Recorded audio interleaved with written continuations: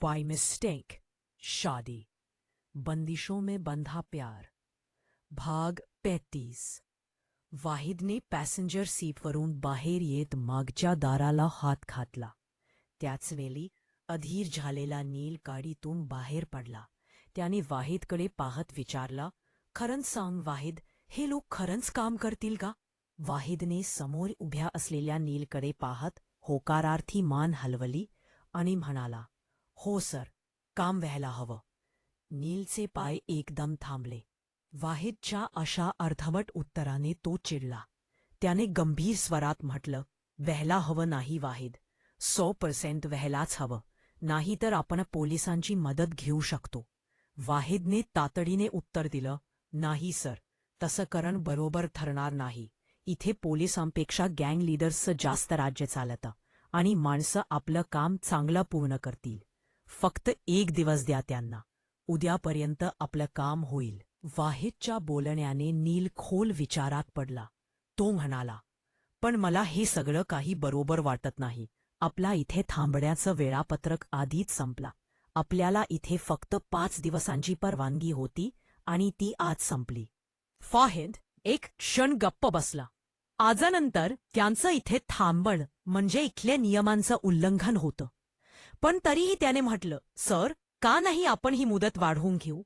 तोपर्यंत ही माणसं पोलिसापेक्षा आपलं काम लवकर करतील. नीलने होकारार्थी मान हलवली. तोही हेच विचार करत होता. पण संपूर्ण टीमसाठी ही मुदत वाढवणं शक्य नव्हतं.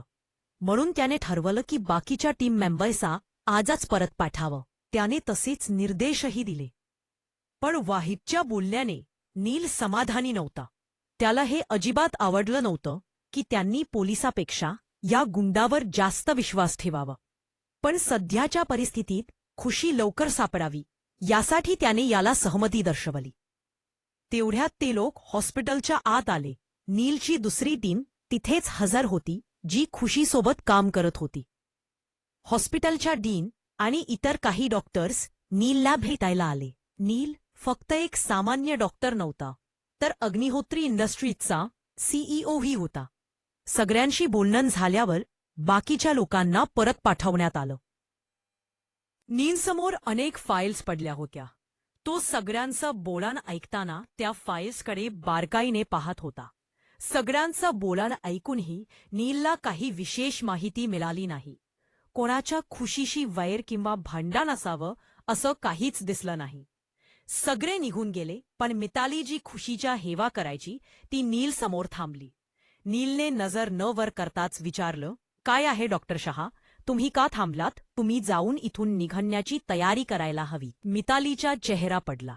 तिला हे कधीच आवडलं नव्हतं की हा सिनियर डॉक्टर तिला तिच्या नावाने न बोलवता आडनावाने हाक मारतो. तिने बोलायला सुरुवात केली, डॉक्टर नील. तेवढ्यात नीलने मान वर करत भुवया उंचावल्या आणि तिच्याकडे थंड नजरेने पाहिलं. त्याच्या चेहऱ्यावर कठोर भाव आले. कोणी त्याला नावाने हाक मारावी हे त्याला अजिबात आवडतं नव्हतं.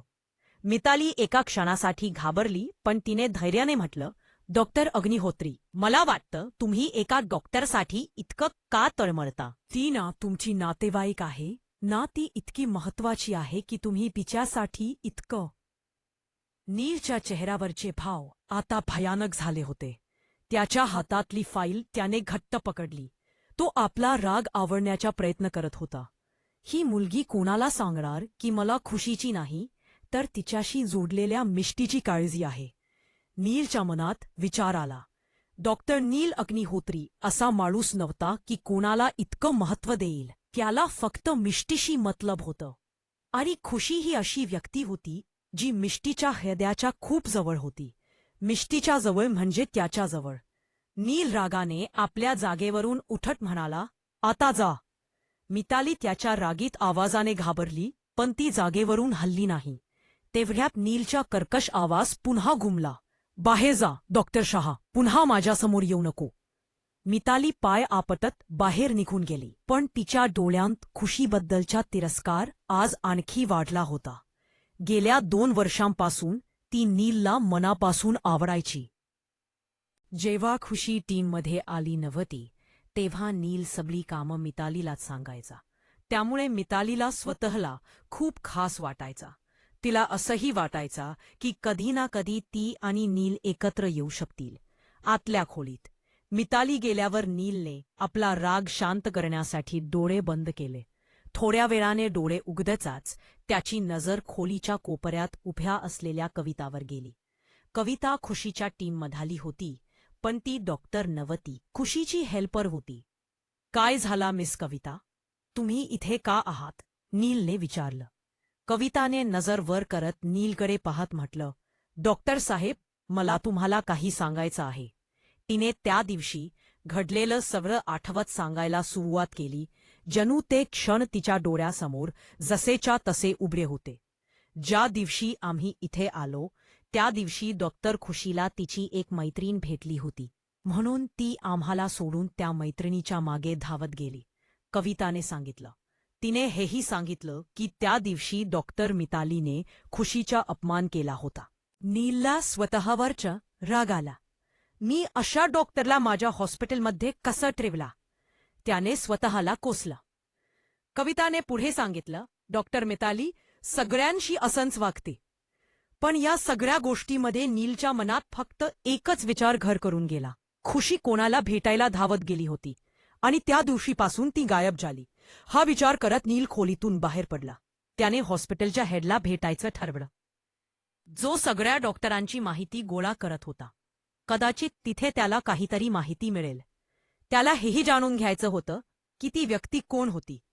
सीसीटीव्ही फुटेज आणि इंटर्नशिप करणाऱ्या डॉक्टरांची यादी पाहिल्याशिवाय हे कळणार नव्हतं. ते लोक लवकरच रिसेप्शनवर पोहोचले. वेळ वाया जाऊ नये म्हणून नीलने वाहिदला सिक्युरिटी रूमकडे जायला सांगितलं, जिथे हॉस्पिटलच्या सगळं सीसीटीव्ही फुटेज मिळणार होतं. नील उत्सुकतेने यादी तपासत होता. तो स्वतः लॅपटॉपच्या स्क्रीनसमोर बसला आणि यादी पाहू लागला. कदाचित त्याला काहीतरी सापडेल. एक माथे कशा देखा. तेवढ्यात त्याने काहीतरी ऐकलं. त्याचे हात आपोआप कीबोर्डवर थांबले आणि त्याने आश्चर्याने समोर उभ्या असलेल्या व्यक्तीकडे पाहिलं. डॉक्टर वसीम, जो नीलच्या बाजूला उभ्या असलेल्या मुलीशी, रश्मीशी बोलत होते, म्हणाले, मिस रश्मी, डॉक्टर मुखर्जीकडून काही मेसेज आला का? तुम्ही त्यांच्याशी संपर्क करण्याचा प्रयत्न केलात का? नाहीतर त्यांना ईमेल पाठवा. कदाचित त्या व्यस्त असतील आणि विसरल्या असतील. वसीम यांनी हे रागाने दात ओठ खात सांगितलं. पण समोर बसलेल्या नीलच्या हृदयाचे खोके वाढले. त्याच्या पोटात तरंग उठले.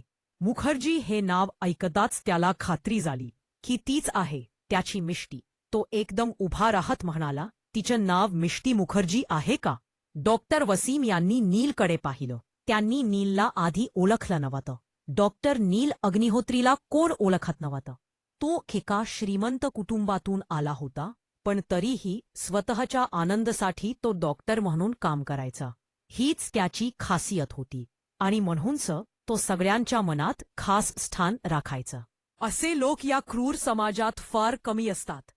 पण कोणालाच माहीत नव्हता की नील हे सगळं आपल्या प्रेमासाठी करत होता. त्याचं खास कारण होतं मिष्टी. कोणालाही याची कल्पना नव्हती. कदाचित अशाच एखाद्या ठिकाणी ती त्याला भेटेल या आशेने नीलने आपला बिझनेस आणि डॉक्टरी दोन्ही सांभाळलं होतं. यात त्याला खूप अडचणी यायच्या, पण तरीही तो हे करत राहायचा जोपर्यंत त्याला मिष्टी भेटता नाही. आज त्याला काय वाटत होतं हे तो स्वतःही शब्दांत सांगू शकत नव्हता. त्याच्या पोटात तरंग नाचत होते. समोर उभा असलेला डॉक्टर वसीम रागात होता, पण नीलांचा राग काढू शकत नव्हता. त्याने ओठावर बनावट हास्य आडत म्हटलं, डॉक्टर अग्निहोत्री, तुमच्यासारख्या व्यक्तीला भेटणं म्हणजे आमचं भाग्य उघडण आहे. पण नीलला त्याच्या बोलण्याशी काही देणं घेणं नव्हता. त्याने वसीमच्या बोलण्याकडे दुर्लक्ष करत पुन्हा विचारलं, ती डॉक्टर मिष्टी मुखर्जी आहे का? वसीमला नीलने त्याचा पुढे केलेला हात आणि बोलणं दुर्लक्षित केल्याने अपमान वाटला. त्याच्यासोबत त्याची टीमही होती, जी राऊंडवर निघाली होती. वसीमने हात मागे खेचत ओठांवर बनावट हास्य ठेवत म्हटलं, हो, डॉक्टर मिष्टी मुखर्जी आहे. हे शब्द ऐकताच नीलच्या हृदय आनंदाने बागवू लागलं. त्याला वाटलं त्याचे पाय जमिनीवर नाहीत तर आकाशात आहेत. परंतु मुंबई सिंघानिया मॅन्शन. सकाळचा वेळ आदित्य आपल्या खोलीतून बाहेर पडताच त्याने किशोरी घरच्या नोकराला कॉफी आणायला सांगितलं. लिव्हिंग रूममध्ये बसलेल्या सरस्वतीजींनी आदित्यला पाहत आश्चर्याने विचारलं, आधी काय झाला? सकाळी 10 वाजता उठणारा मुलगा आज 7 वाजता डायनिंग टेबलवर. काही खास काम आहे का? आदित्य डायनिंग हॉलकडे निघाला होता, पण दाबीच्या बोलण्याने त्याचे पाय थांबले. तो विचारात पडलं, मला जे काम मिळालंय ते पूर्ण होण्याआधी मी कोणाला काही सांगू शकतो का? त्याला आता काळजी वाटत होती. मी कसं सांगू की भैया? केविन ने मला आज बोलावलं आहे. तो हा विचार करत असतानाच या परिस्थितीला कसं सामोरं जावं याचा विचार करत होता. बाहेर सुहानीजी किचनमधून बाहेर येतेत होत्या. त्यांनी सासूंच्या बोलणं ऐकून विचारलं, मम्मीजी, पापाजी, आई बाकीचे कुठे गेले? सरस्वतीजींनी चेहऱ्यावर काळजी घेऊन उत्तर दिलं, कुठे गेलेत कोण जाणे. गेल्या 3 दिवसापासून कोहिनूरच्या मीटिंग चालू आहेत. खरं तर त्या मीटिंगसाठी केविनच्या असणं गरजेचं होतं, पण तो वेळेवर आला नाही, म्हणून त्यांना हे सगळं सांभाळावं लागतंय. मीनाक्षीजींनी आश्चर्याने विचारलं, काय? पण केविन कुठे गेलाय?